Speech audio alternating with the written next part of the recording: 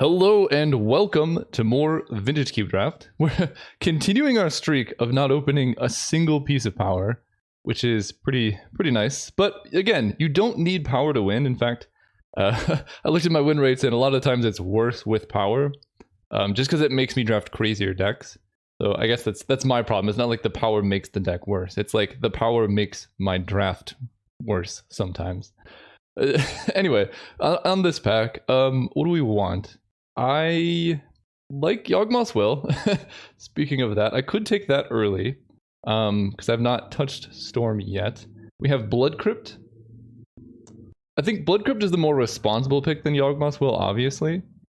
Gideon Blackblade I actually think is very good, so I do like him. And then there's really not a whole lot else. Like Basalt Monolith is fine, but I've not had too much success with ramp style synergies or whatever. So we're just going to start off with a Blood Crypt. We're being a little bit more disciplined. Well, there's a Cabal Ritual, but I could take an Underground Sea now. And here is my normal mode of operation. Storm is only good if you are the only person drafting it. So we have a lot of good signals, right? If Yawgmoth's Will goes all the way around, we can speculate. And then if Cabal Ritual or Brain Freeze come around, then Storm is probably open. But if it's not, there's no reason in going into it. So it also is a good test. I know you could also cut Storm. We could take Yawg Will and then take Brain Freeze here and then try and force it. But the problem with that is there are people who will just force Storm in any draft pod. So you need to make sure you're not in a lobby with someone like that. And the best way to do that is pass the Storm cards around and then see if anyone takes them. Because if they don't, most people in your draft pod are Storm averse, and then you can move in. Because let's say I take Yawg Will and Brain Freeze. Maybe someone 3 picks down from me decides to draft Storm and they're just forcing it. And there's nothing I can do because I don't get that information because I'm not going to wheel these cards because I took them. So it's there's an art form to it, I guess, is what I'm trying to say. And you need to be very careful. But I do think when it's open, Storm is one of the best archetypes. It has to be open. Here we have Baleful Strix, Lotus Petal. I'm glad they brought this card back. I think it's pretty sweet. And then Shallow Grave, no. Thieving Skydiver is fine. I mean, stealing artifacts is pretty cool. This is like a discount Dak Faden. The problem with taking Baleful Strix here is it does kind of commit us to a lot of colors. But this card is really good. And blue-black is one of the better archetypes to be in. So I'll take that. Passing Lotus Petal, which it would be good, but it's not the greatest card ever. Fiery Confluence is a good sign. I know I just took Baleful Strix, but I don't have to play that. The other thing I could take is Arid Mesa, because that does find a Blood Crypt. I think this is one of the best cards in the cube. Specifically in Vintage Cube, because destroying 3 artifacts is so backbreaking. So it's a good control card, because you can wipe the board. Doing 1 damage to each creature is pretty good when things like Thalia are running around. If you kill Thalia and kill 2 artifacts for 4 mana, that's so good. Or I guess it'd be 5 mana. But then you can also play it in Burn to go 6 to the face. It just does a lot of cool stuff. The other option is Impulse. I really do like Jite, but I've drafted white a lot, so it can only be opened so many times. And I think if you're trying to win, taking Jite and trying to wheel Thalia is correct. But I just don't want to draft the same deck over and over. As a content creator, it's important for me to, diversify what I'm doing a little bit. So here's a relatively late Past in Flames. There's also a Godless Shrine, but that doesn't go well with red. Some green cards. Stonecoil Serpent, I think, is the most conservative pick. Past in Flames, I guess if Yawgmoth's Will comes around, then I don't need Past in Flames. So that's, I guess, a good thing to consider. This cannot hit Fiery Confluence, which is unfortunate. I think I'm just going to take a Stonecoil. It's either that or a Godless Shrine. I'll just take a Stonecoil. It's hard to say what's happening here. There's a Pyretic Ritual, so... I think this card is only good in Storm, and it's actually pretty medium in that deck too. I could take a Beaumont Courier to speculate, because we have some artifact synergies going on. This card I think is very good in aggressive red decks, and we do have Fiery Confluence. And this should come around very late if nobody's taking Storm, because there's actually quite a few good cards in this pack. Phyrexian Rager is the second card I would consider, but we'll take Beaumont Courier. Okay. I mean, white is so open. It always is, but in this draft in particular, it's kind of ridiculous. There's Empress Shieldbreaker, Windswept Heath, and I guess Plaguecrafter if I end up going black-red. Decent removal, because right now Windswept Heath does actually nothing. I'm going to take the Shield Breaker. Okay, there's Rashad and Port. So next pack is the one we get to find out. I think I'm going to... It's hard. I think Steamkin is also actually decent. Rin Wingmare, we could like take this and wheel Thalia. Although this costing 3 makes it a lot worse than Thalia costing 2. I honestly think the Port is more important than Runaway Steamkin. Okay, so this pack came around and the Storm cards did not wheel. I know Empty the Warrens came around, but I think that card's largely unplayable unless you have like Gaia's Cradle. Gideon did come around. There's also Rotting Regisaur. We could go black-red aggro, which is kind of fun. That deck gets a lot better with like Mox Diamond and things like that, but I have yet to see even one of those. Like, it's quite frustrating. I think this card's very bad, and then Gideon's fine. I'll speculate on a Reggie. Okay, that's weird. Yawgmoth's will got taken. I guess Cabal Ritual was in this pack, so that would make sense why people would take Cabal Ritual over Manamorphose. Here, I think I actually am going to take Manamorphose. If I'm trying to play Baleful Strike's Rotting Regisaur in a Fiery Confluence deck, I gotta make sure my mana works out. And I think this is enough better than Avalanche Riders that it's worth taking. There's the Vortex. Okay, so we found the open lane. I think technically red-white is what is open. Although I don't think I saw Thalia or Jite come around. Oh, never mind, there's Thalia. Always open. That's unfortunate actually, because Jite would have been the card I'd like to wheel. And that's why I was so apprehensive about going into Storm, especially early on in Vintage Cube. We're taking Hellrider here. Just like people try and force it all the time, and then like you just end up with a really bad deck. So we like danced around it, didn't commit, and then ended up in a much better deck because of that. So if you're trying to draft Storm, I think this is a good example of like how to do it. Do it carefully. Do I even want Dark Dwellers? I mean, it's better than the rest. That's scared. Wait, what? Did you guys see me double click on Goblin Dark Dwellers? I need to check. I literally double clicked that. Anyway, what? Oh my gosh. All right. Well, it's auto picking. Still no power. This is getting somewhat ridiculous. Here we have a Goblin Guide. I'm going to actually take Porcelain Legionnaire and wheel this Goblin Guide. We got a very late Vortex, so we can be pretty confident nobody is in red. And this card is good in a lot of decks. This card's only good in red. And this is one of the best red cards, believe it or not, because it's a 2-mana 3/1 first strike, so like it just hits really hard. So we're going to take this and wheel the guide. Hopefully, I mean, one Mox Diamond or anything would be super helpful here. But until we can open something, Koth of the Hammer, and like, he's probably going to come around, so we could take the opportunity to try and take a splash card, but I don't really think I want to splash, so we'll just take Koth. Put this over here. Probably not playing the Baleful Strix, but we'll see. Red, I'll move this over here. I might play Blood Crypt Rotting Regisaur. We'll see. A lot of that depends on... This card gets a lot better if you can cast it on turn 1 or 2. It's pretty bad if you just spend 3 mana on it. I guess it's fine in that case, but just like, if you can get in an attack before your opponent has the chance to kill it or remove it, that's pretty good. Ooh, okay. There's some things here. I love Glorybringer, but Thoughtseize is actually a card I would like to splash in one of my decks. So it's like moderately difficult decision, but I'm just going to take Glorybringer. I don't even know if I'm playing black. Like, I have one black dual land right now, and Thoughtseize is something you need to be heavy black because it gets a lot worse the later you draft it. So you want like at least 7 or 8 black sources, but ideally like 10 or 15. And then, I mean, there is a Lava Claw Reaches. That's a card I might try and make work. Ancient Grudge is also really good, but I already have Shield Breaker and Fiery Confluence, so while that effect is good, I don't think I need like too much of it, and I also don't have green currently. So I'm gonna take this just in case like Thoughtseize comes around, then I can play like Reggie and things. The artwork's also just beautiful. This is one of my favorite arts. I say that about a lot of things. It's hard for me to differentiate, but I really do like this artwork. Flametongue Kavu will probably come around, and then we'll pick it up then. Skull Clamp. Oh, Smuggler's Copter. That's good. I was trying to say Skull Clamp.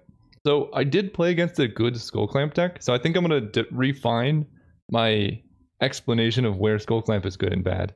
I don't think Skull Clamp is good in a deck like this, where you're playing creatures, right? Like, Skull Clamping your 2/1 that you're attacking with isn't the best situation.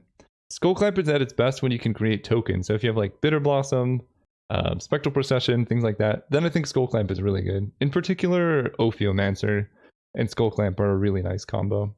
So I don't like clamping my creatures, but I'm okay clamping tokens. We're going to take Copter, hope to wheel Figure. I don't know if we will, but that's fine. That, oh man, there's a lot of good ones here. This is a good card to splash, for sure. We also have Rampaging Ferocidon and an Ancient Tomb. Ooh, hold up. Ancient Tomb's very good here, right? I have not that many playables, but we still have a lot of pack left. This card might actually go last pick, just because nobody seems to be in red. And I like Dark Confidant, but that will make my mana sketchy. So if I just hard commit to red, I get access to Ancient Tomb. I think I like that better. It seems more consistent at least, because like especially if we're running the like Koth Hellrider Glorybringer version of mono red, the extra ramp is just so important. Zealous Conscripts versus Abbot of Carol Keep. Clearly, I mean obviously this card is better, but sometimes you just need more 2-drops. I'm gonna move Reggie over here. I still might play it, but I'm not guaranteed to. I don't know how many 5-drops I would like, although I think we're kind of set up to go big red, so I think maybe big red is where we're supposed to be. Like, we could take a couple signets. I know I passed a whole bunch, but just ramping out some very high impact 4 and 5 plays like Thundermaw, Glorybringer. P and Kieran is fine. I could take Gaia's Cradle. I do have a decent number of creatures actually. I wish I could take both of these because I might play them together. This card's legitimately funny to splash in a red deck, but I don't think I'm there. Wow, Rafello's going that late too. I'll take Goblin Guide, Siege Gang Commander, yeah. I think there was a card I wanted to wheel from here that I didn't. Don't know what it was. If I ever see the Mirari Conjecture played, I don't even know what I'm going to do. Like Flame Tongue, Finger of Destiny came around, perfect. If Ferocidon did come around, beautiful. So yeah, I think at this point I can reasonably just cut black.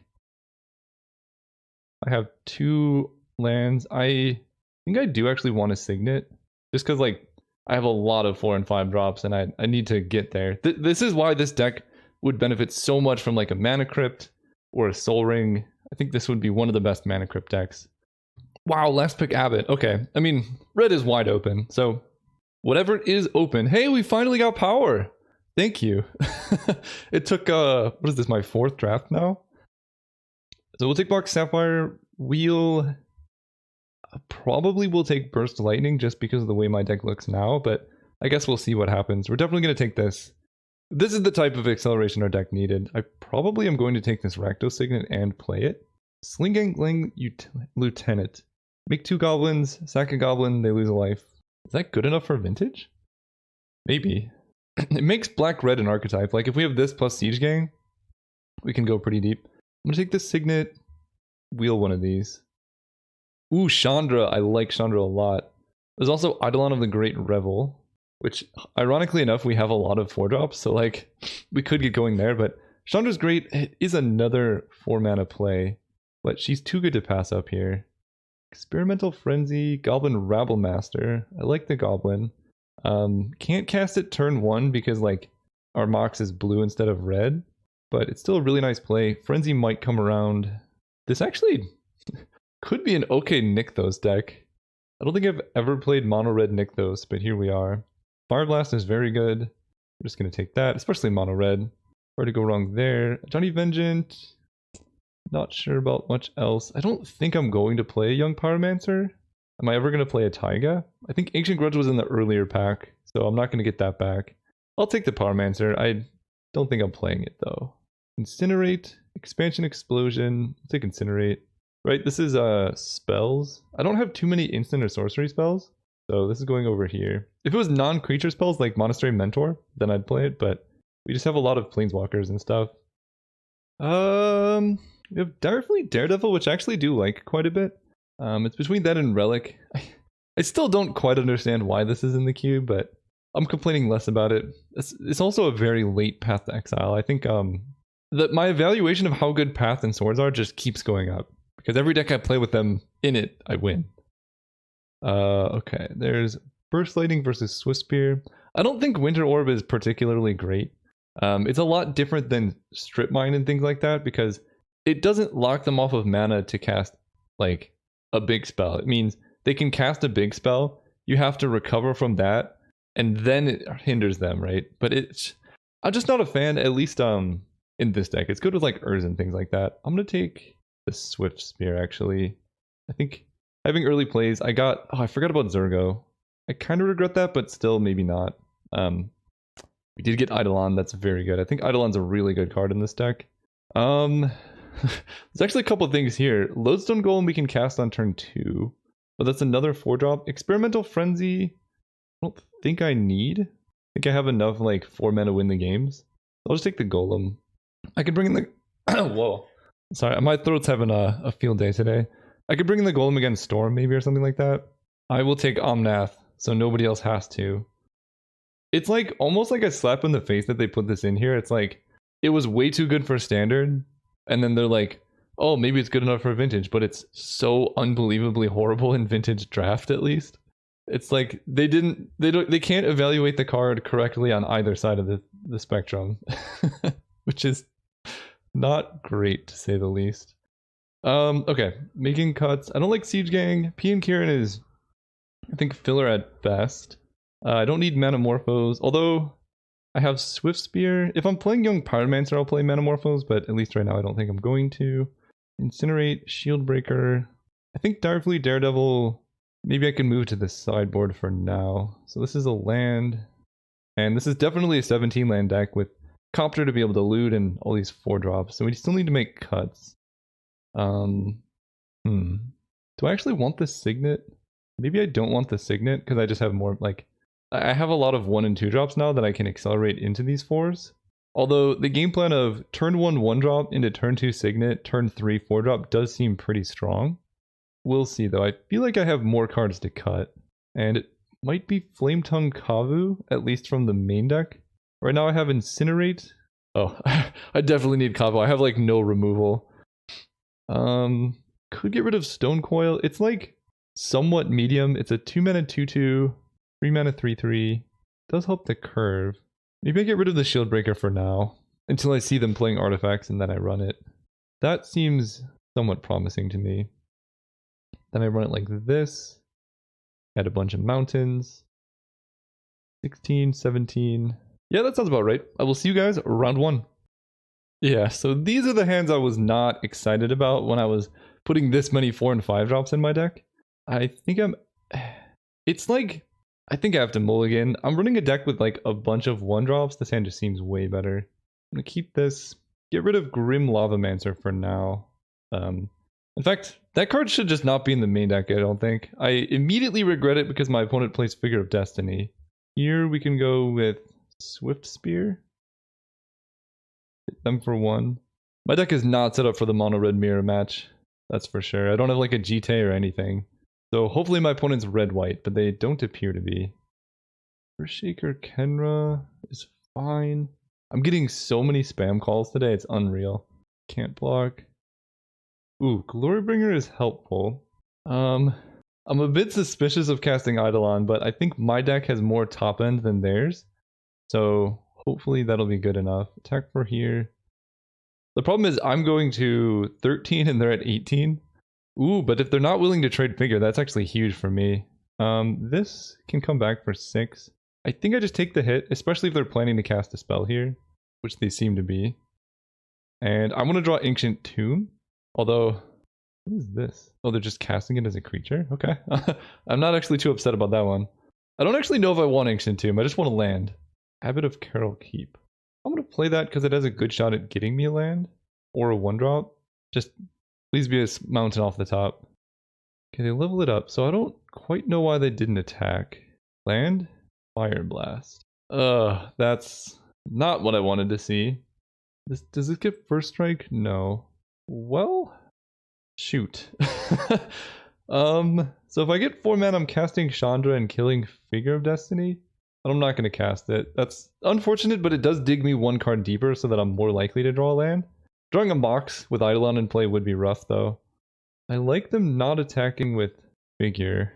I don't actually know why they aren't attacking. I can block here and take 2. I guess it just makes more sense to trade like this. Although if I have a spell, then I can eat one of their creatures. I think I'm going to make this defensive trade, or this offensive trade, because Abbott hits for more damage. And if I can hit a land and kill Figure, we'll be doing okay.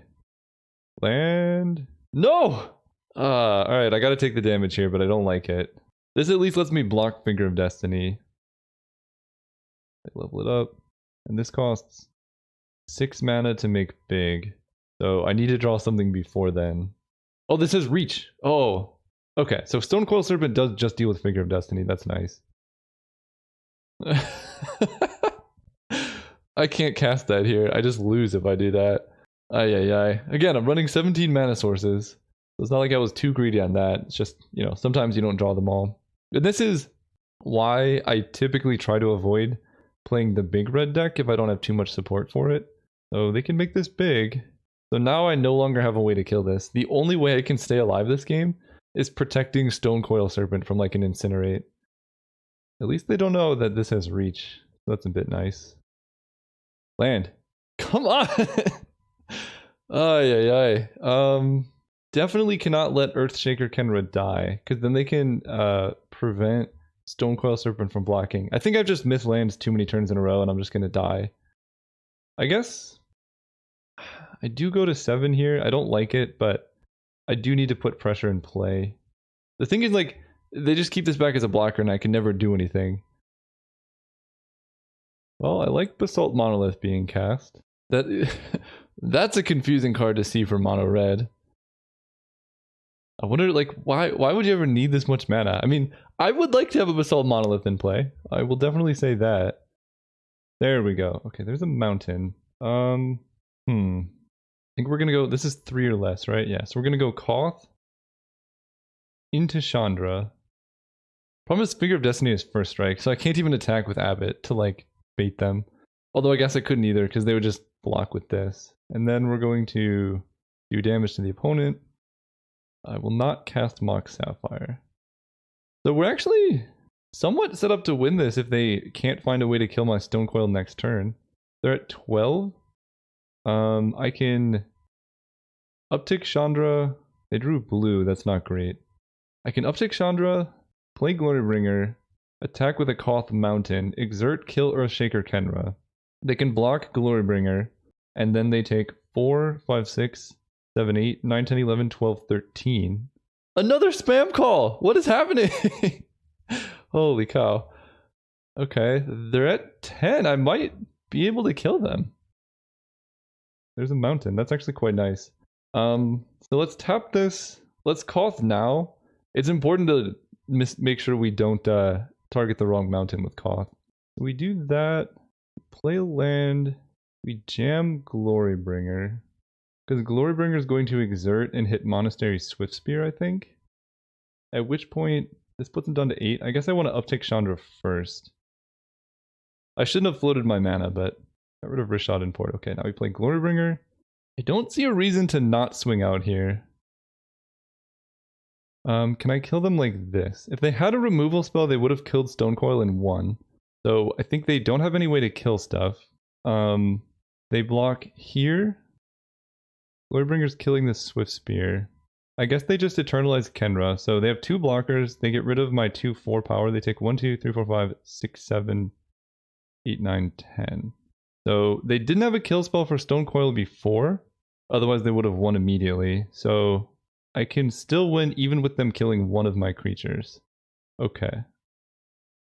And this is going to kill the Swiftspear. I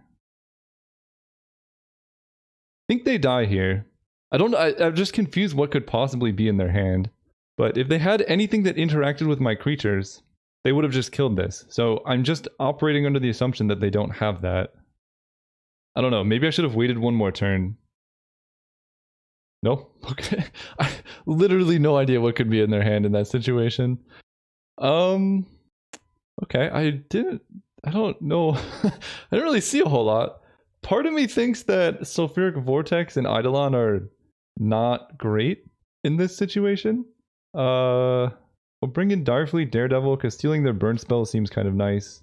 And then it doesn't seem like they have a way to go big, so like Glorybringer will just take the game down probably.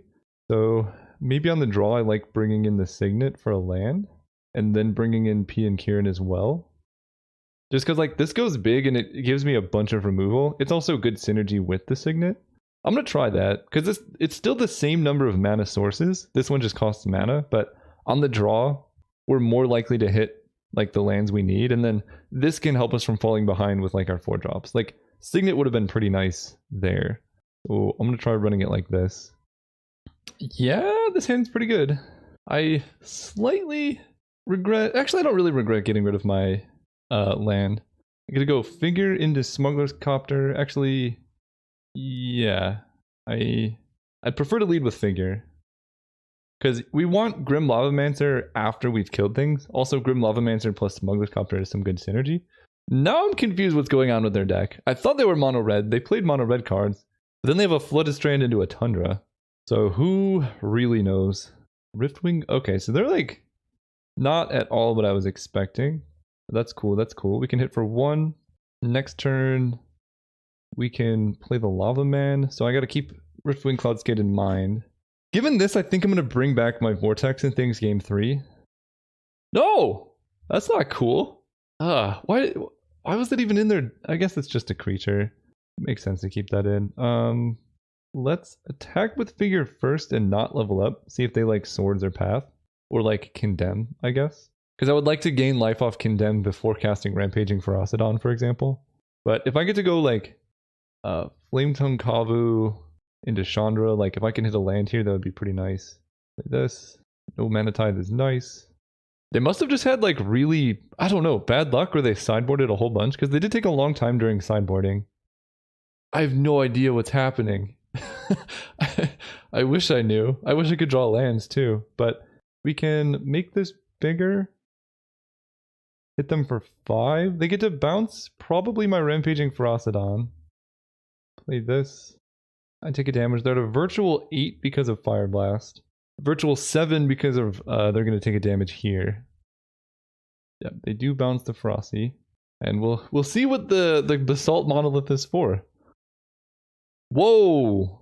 Okay. Why am I always facing power round 1? Like, I think I've faced Black Lotus or Sol Ring almost every single match round 1. It's pretty unfortunate. So if they can... This is a weird deck. If they can play a spell, then Hazoret can block. Man, where are my manas? I think it's worth attacking with Figure of Destiny, because if they block with Riftwing, then I can just pump it up. I don't like this, but we'll do our best. This could just be a time walk. Okay. Not the worst thing that ever happened to me. Missing lands, I don't know what's going on here. I'm gonna feel really silly when I draw a Rakdos Signet instead of a land. But, like, my opponent's best play last turn with Basalt Monolith was Hazoret. So, I don't think Sol Ring is helping him that much here. I'm just very confused about a lot of things over here. Because now they have to get rid of a lot of cards to make Hazoret work.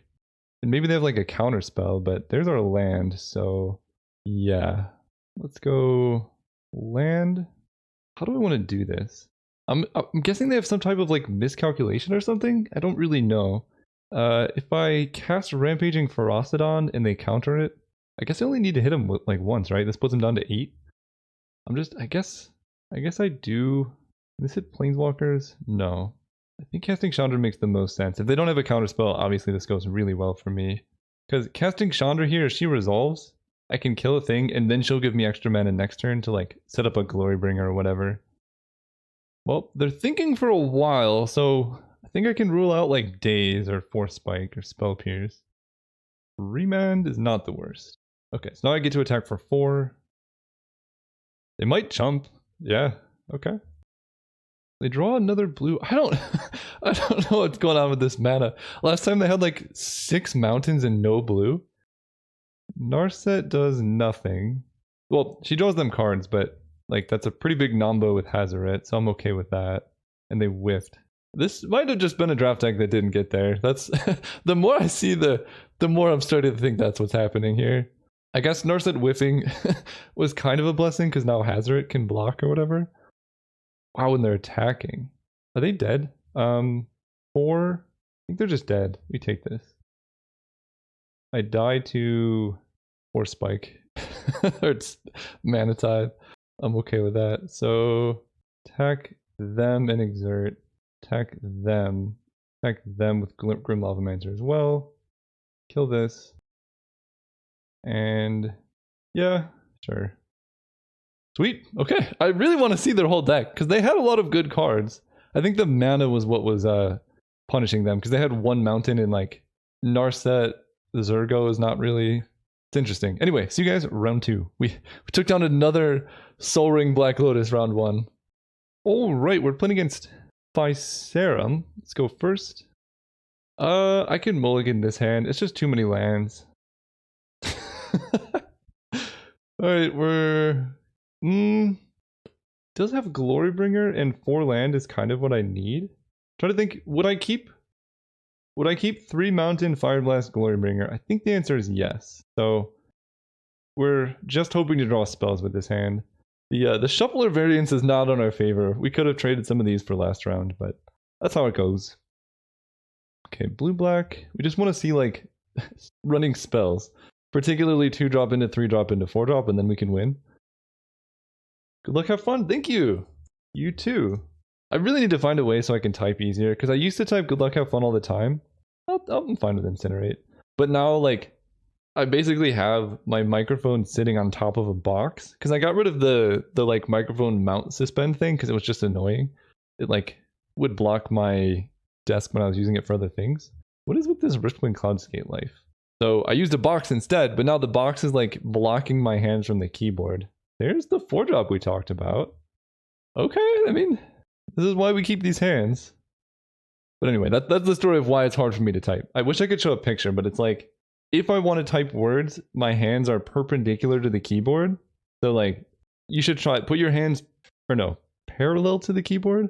Yeah, they're parallel to the keyboard, which makes typing like so unruly. I feel like I'm running into a counterspell here, but there's a lot of things that hit Chandra. Goblin Rabblemaster on an empty board seems worth going for. They didn't have anything. Like, Chandra can get hit by Spell Pierce, Daze, Force Spike, Counterspell, Mana Drain, whatever. And she'll be, like, kind of better after Riftwind Cloudskate resolves. Whereas Goblin Rabblemaster gets worse the longer the game goes out. So I think, even though it's not mana efficient, I think it's okay to play this here. Opponent's got some sweet mana, though. Chupacabra, okay. That kills the Rebel Man. I guess that answers that. Play the Kavu, kill the Chup. And now, if they want to bounce the Kavu, they can. They might just kill my Goblin token, which is not even that great for them. And if they bounce a land, I can just, like, replay it. I'm a fan of your unique deck building style. Also, this is my first time drafting Vintage Cube, so please go easy on me. Well, their deck looks pretty good so far. That kind of makes sense why they're drafting this many lands if they learn to draft from me. I'm not saying it's a good thing or a bad thing, but it's an explanation. I mean, for the first time, this seems good. Hard to go easy on them when I'm playing mono red, but I did mulligan to 6, 5. We'll see what they target. I'm imagining it's a goblin. Land also makes sense. But, like, they went first? No, I missed a land drop, so I think they might have been able to know that bouncing a land is kind of worse than bouncing a goblin. It might work out for them because then if I draw an extra land, I can't cast Glorybringer, which would be huge here. The thing that scares me is they're about to Fallen Shinobi me. Oh, come on! You can't say go easier than Fallen Shinobi! Oh, gross. Alright, what did they hit? Swift Spear Mountain. And they played a land first, so they just get a Swift Spear. Okay. I can work with this. I could have Fire Blasted the Fallen Shinobi, but that felt like a very much losing play, because then I'd have 2 lands and all these 5-drops in hand. Stone Coil Serpent. Well, if they have Daze, they have Daze. Let's play Chandra. Okay, Chandra kills this. They sent me a chat. Thanks, we'll see how this goes. Well, Shinobi is pretty good. I'll give them that. I'm gonna respond more in comments, because typing is unbelievably hard. So they can just Creeping Tarp it down my Chandra anyway. So I'm going to attack here. I'm willing to chump block. Maybe that was a mistake, actually. I think that was a mistake, because now they can Riftwind Cloudskate bounce the Goblin and then kill my Chandra. And I don't like that happening. Well, 6 mana is not a Riftwind Cloudskate, killing Chandra. Oh, that's even worse. Frost Titan. Okay. Chandra down by my own Swift Spear, but I think if I can draw a land for Glorybringer, we're okay. Good enough. Cast this, play Glorybringer, spell or ability. So I cannot exert and hit Frost Titan here. So we can just I think Frost Titan's going to tap down my Glorybringer anyway. This is hard. So they have Riftwing. Riftwing can bounce something, Frost Titan taps something. I'm gonna be like 1 damage short. I'm just deciding how much I actually care about this Swift Spear. Because if I attack and exert, if I attack and don't exert, let's go with that avenue. Then they Frost Titan, tap down Glorybringer, but then Kabu's kind of a problem. I think I like attacking them and exerting. Get the value while I can, because I'm 1 point short. If they're attacking with Frost Titan, then there's a chance that I can get in there with the Goblin. And if they're activating Creeping Tar Pit and attacking with both, then I can win that race. Because I hit him with a Goblin, put him down to 7, Incinerate Fire Blast kills them. We'll see though. Yeah, I don't know, maybe that exert was bad. Because that, like, it basically means Glorybringer deals with itself. And I'm dead to Creeping Tar Pit, so I need to hold up 2 mana for Incinerate if they don't do any, like, I think just in general I have to hold up 2 mana for Incinerate. Yawgmoth. Interesting. Put a -1/-1 counter on target creature and draw a card. They have more? They... I'm okay with them resuspending Cloudskate. I don't think the game's gonna go that long. There's an Ancient Tomb. Ancient Tomb puts me down to 7. 1, 2, 3, 4, 5. Lets me make a 5/5 Stonecoil Serpent though. I think I'm cool with that. Very transparent what's going on here, but that's fine with me. I can attack with a Goblin? Maybe I should have attacked first actually. I don't actually like this attack at all by myself.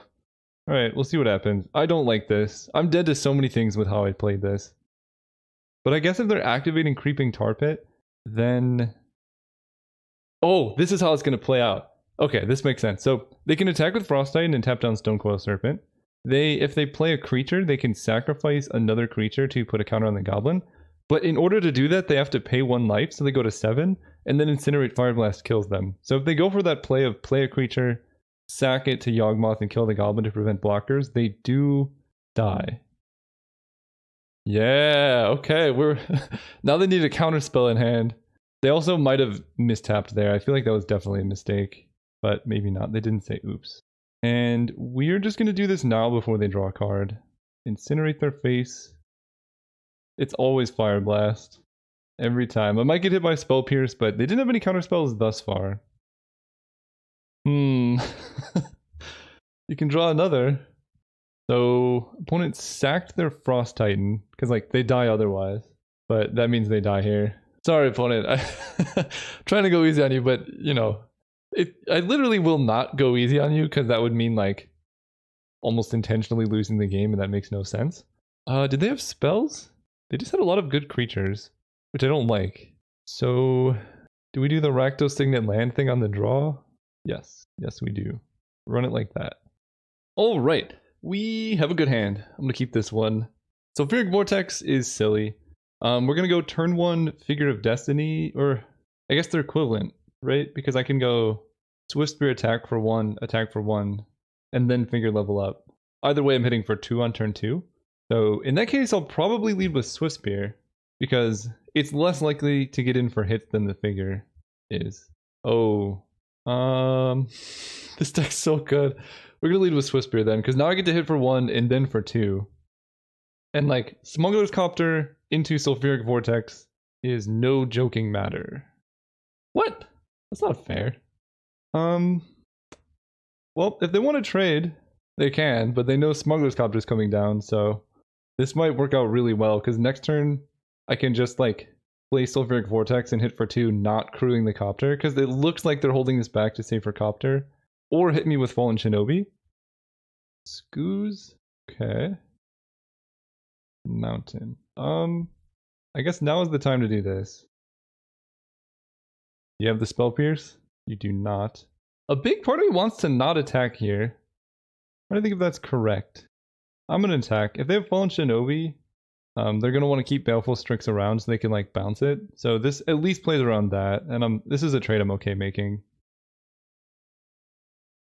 Alright, we can discard a mountain. So, not the best trade for me, per se. They do get to level up their Scavenging Ooze, but they don't gain life from doing that, and it still dies to Incinerate, it's what I was already planning to do to the Scavenging Ooze. Chupacabra killing the Swift Spear is fine. Because the scary part about Sulfuric Vortex is that it does damage to your opponent before it does damage to you. So they're always in a much worse position. We can go Mountain, Lava Man, Figure, hold up Incinerate, and then Hellrider, like, next turn pretty much just kills them. The one thing I need to avoid doing is casting Incinerate during the attack step before blockers, or after blockers are not declared. Because that can get me in trouble. Like, if they attack with Ravenous Chupacabra, and then I try to incinerate it, and then they can respond by Fallen Shinobi, and that's a way I can lose this game. Yawgmoth, Grand Physician. So, well, they have to pay life to do this. What do I do here? So, let's say they play Yawgmoth. They can then kill both my creatures and have one blocker back. Hellrider hits them for 4. Incinerate hits them for 3, so they're at 10. I guess this hits them for 1, so this will put them down to 9, 8, 7. This is also a human. This is not. So I'm deciding, do I incinerate the ooze or do I incinerate their face? I think it's the ooze. Because if I kill this, they don't have a very good, they don't have very good pressure. Because I think their plan was to sack the Chupacabra, kill the Grim Lavamancer, play Yawgmoth, and then attack with the ooze. And that, like, pressures me, but, like, they're taking damage in play from Sulfuric Vortex and then inevitably Hellrider. So if they're not doing damage to me, then they're just dying. They ate my Smuggler's Copter. That I did not expect. Whoa, and they let it go through. That's interesting. And I draw a land. That's really good. So, set up for Hellrider, I guess. Now they're on the back foot. So, how much damage is this? They can prevent actually all of it by, they block Figure with Yawgmoth, and then block Hellrider with Chupacabra, and then sacrifice Chupacabra to hit Grim Lavamancer. So they only take 3, they go to 10. In fact, they could even kill my Hellrider. They can turn Hellrider into a 2/2, but then I trade my Hellrider for... Maybe I just do this. This seems actually pretty good. So this is just a chump. They're gonna kill Grim Lavamancer, I'm guessing. That's okay with me. So they go to 11. I can hit them down to 9 with Grim Lavamancer. I guess they go down to 9. I can hit them down to 7. Woo, boy. Oh, boy. Did not expect that one. Well played, opponent. Well played. I think I'm dead. We're gonna go face here. 1, 2, 3, 4, 5, 6, 7, 8, 9, 10. So I think I can still top deck. There's a couple cards I can top deck. Fiery Confluence is one of them. Now that play makes a lot of sense. Massacre Worm. That's disgusting. I think Zealous Conscripts will definitely do it because they're gonna attack here for sure. Glorybringer only hits for, I'll be 1 short with Glorybringer. Koth is the same way. So I think it's Zealous Conscripts and Fiery Confluence that I can draw. Well, sorry opponent. I'm really sorry. Sometimes you just get there. Oh, they could have actually saved themselves. I didn't see this until just now, but they could have sacrificed Massacre Worm to not die. Actually, I think they still could have won. Because, yeah, they sacrificed Massacre Worm. GG's, good luck in the rest of your matches. Yeah, so if they... I'm not shaming, like, people make mistakes, it's totally fine. I think if they sacrifice Massacre Worm, then my Zealous Conscripts, they make it a 2/2. I'm nowhere near killing them, and then they just Creeping Tar Pit me to death. So that's unfortunate, but, you know, it's your first Vintage Cube. There are so many interactions that opponent drafted that, like, you're never going to keep track of all of them. They did get me with the Massacre Worm. That was really sweet. See you guys in the finals. Oh, right, we're here in the finals against J-Rod. Oh, boy. This is a 2-lander, so I need to draw 2 lands. Big fan of your content, you two. Thanks. Didn't mean to send a winky face. There we go. So I need to draw... I'm just going to mulligan. I have a Mox, I have an Ancient Tomb, and I could just get those in my opener. Yeah, this hand's way better. We just get rid of this mountain. Now I can go turn 1 Beaumont Courier Goblin Guide, turn 2 Abbot with land drop available. That seems pretty nice. We go Mountain, Mox. I think this is my first time actually using a Mox for value. Beaumont Courier. Goblin Guide. Hit for damage. They can bolt the Beaumont Courier and then take the Goblin Guide hit. They did not. I guess we can see what deck they're playing. I'm guessing it is some type of big red deck. Ooh, dismembering a Goblin Guide. Not where you want to be, but sometimes you got to do what you got to do. Eidolon of the Great Rebel. That's fair. Play Abbot, take some damage here. Please hit a land. Nice. Their land. Take more damage, play Grim Lavamancer. Pass turn. Because opponent is also under their own Eidolon of the Great Rebel. And that's a Chandra. This is unfortunate. We do that. Kind of want Chandra to stick around. Like, Eidolon seems to only be hurting them. So let's actually uptick Chandra. Mountain, so they take 2. I can offer the Abbot trade, but I really want Chandra to be able to cast a Glorybringer next turn, so we're gonna keep them locked under their own Eidolon for a turn. They're playing Mono Red Devotion! I love it. I actually love it. That's great. So now we get to kill Koth with Glorybringer. I will chump block. Oh. Rampaging Ferocidon. Okay. This is gonna go really well for me. I can empty their hand. They have Goblin Dark Dwellers, which can then dismember my Glorybringer. Koth is down to 1. So if I Chandra add mana, no, that doesn't work. I can't Grim Lavamancer here, I don't think. Oh no, I can with Beaumont Courier. Yeah, so I go Mountain, Chandra add mana, and I use that to cast Glorybringer. Then mid-combat, I crack Beaumont Courier, Grim Lavamancer the Eidolon. Or can I kill them? 1, 2, 3, 4, 8, not quite. Yeah, let's do this. Add mana, cast Glorybringer. I take a damage, I don't care. We attack. Attack them and exert. Attack them. This guy's gonna attack Koth. So Glorybringer's gonna kill the Ferocidon. Then I'm gonna sacrifice this to draw 2. Then we'll Lavamancer down the Eidolon. That was a pretty good turn. I drew 2 land, but like, that's 2 land that I would have otherwise had to deal with. So now if they Dark Dwellers, I think their best play is if they have a land to Dark Dwellers dismember Glorybringer, and then Chandra can kill Dark Dwellers. I really like them running Nykthos and Mono Red. I probably should be, but I'm just too scared, like, I have too many 1-drops really for that to work. Ooh, yikes, okay. Well, we draw Hellrider, so that's pretty good. Uptick Chandra, see what we're hitting here. Hit him with a Mountain, so we can just play Hellrider. They go to 1. Fiery Confluence is that's a good card, man. So Dark Dwellers? I guess they can't cast Fiery Confluence with the Dark Dwellers. Okay, we took game 1. This is like the straight up mirror match. I made some sideboards before. I think I still like the Rakdos Signet on the draw. Although, I think I'm just going to sideboard into a bigger deck. So I think I'm just going to go up to 18 land plus Rakdos Signet. And I'm going to get rid of a Zergo Bellstriker. That's correct. Direfleet Daredevil seems nice, because I can cast their burn spells. What do I like? Siege Gang versus P and Kieran. I think I like Siege Gang. I'm just looking at cards that are not great in the matchup. Like, I don't think I like Vortex or even Eidolon really. I don't know why these are here. That's my 2-drop slot. I bring in P and Kieran. Shieldbreaker. I don't think I saw any artifacts from them. They had Koth and Eidolon. Swiftspear having 3 toughness is actually kind of nice. I don't know if I actually love Goblin Guide in the mirror because giving them lands is actually a pretty big cost. I like the Copter because it's really good with Goblin Rabblemaster. I guess Beaumont Courier is also a bit awkward. So we're going with Goblin. This is at least a decent blocker. So is Swiftspear though. I think I'm going to keep Goblin Guide over Swiftspear just because it blocks better. And we'll run it like that. It's a little bit bigger of a deck.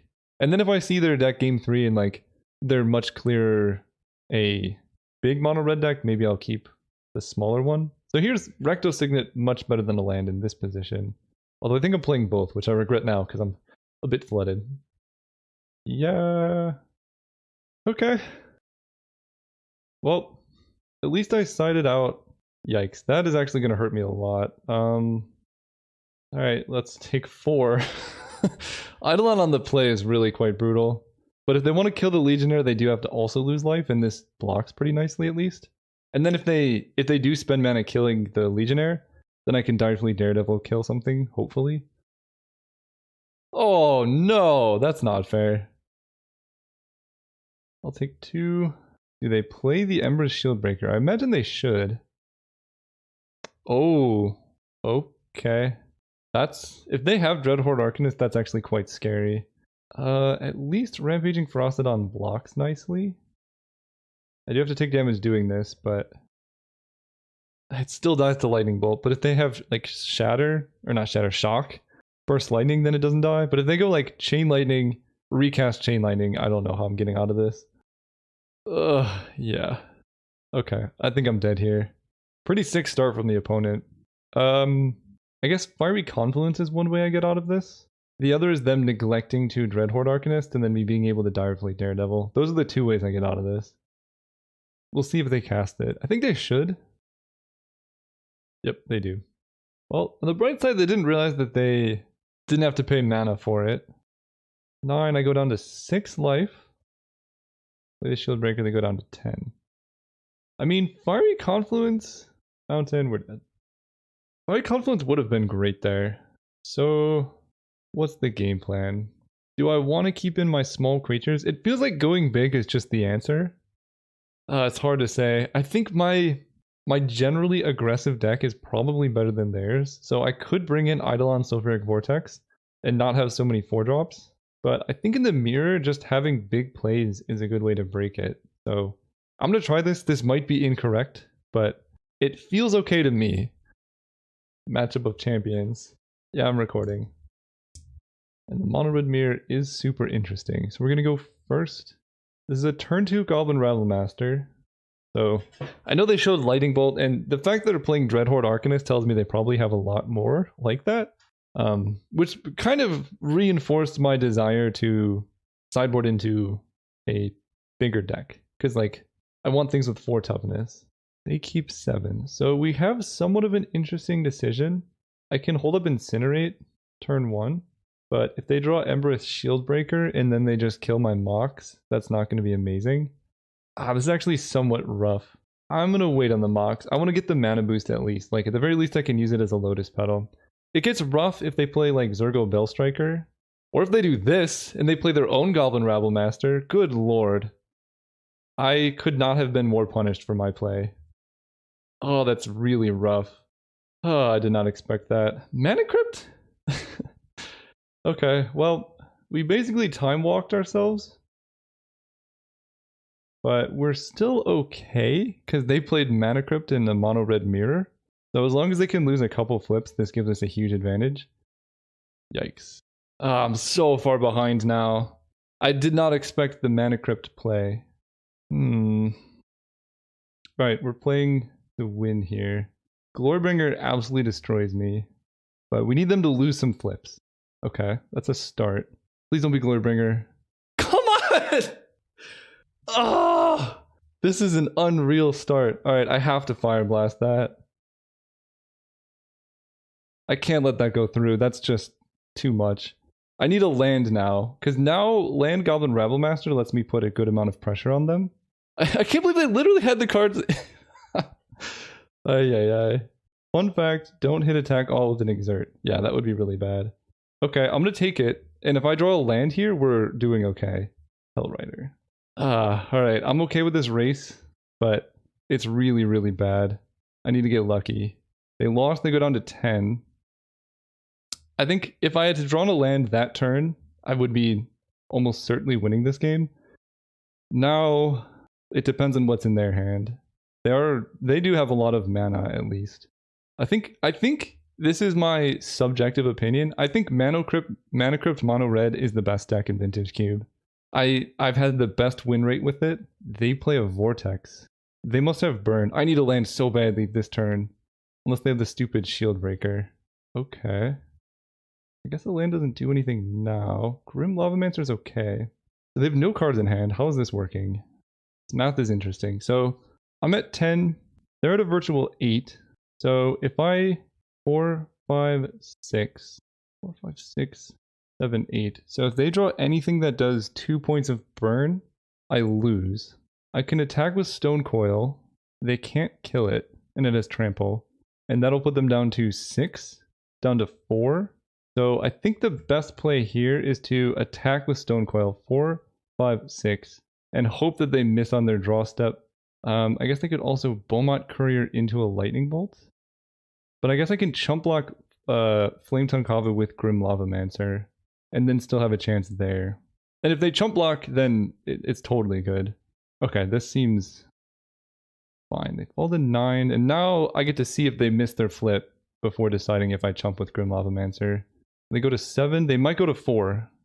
Okay, they won the flip, so they're at 50% now. Really close.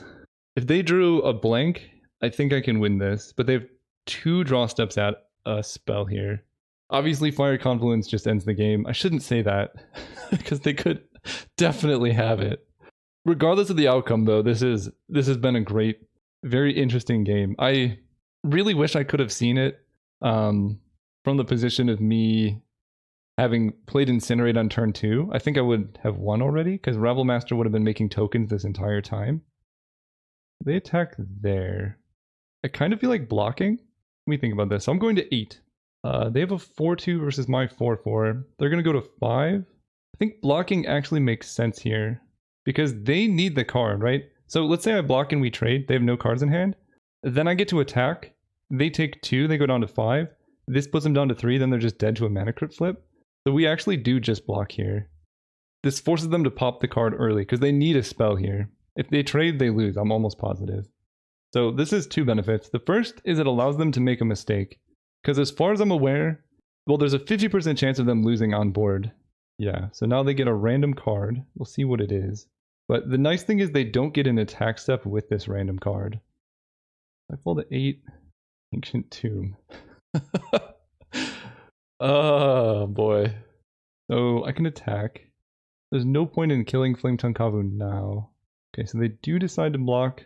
So either way, this is like doing 2 damage to them. Unless they drew Char. But they die if they have Char, so... I'll play an Ancient Tomb, but I won't use it. So they have 1 card in hand, and they're going to 1 life. So 50% chance that I win the game on the spot. And if they cannot do 6 damage to me, then they lose. Part of the cards.